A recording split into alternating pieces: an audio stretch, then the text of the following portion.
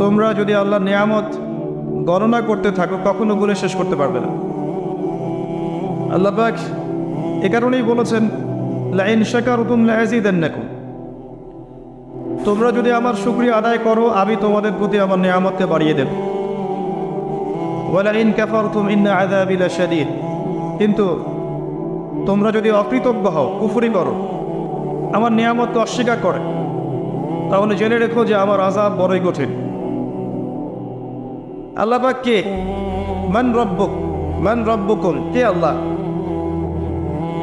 এটা একটা প্রশ্ন, কারণ এখন এমন একটা সভ্যতার জন্ম হয়েছে যে সভ্যতা সারা বিশ্বকে শাসন করছে, যাদের বক্তব্য হচ্ছে আল্লাহ বলতে কেউ নাই। অথচ আমরা যদি সূরা হাদীদের দিকে তাকাই, সূরা হাদীদ 27 পারার দিকে আছে,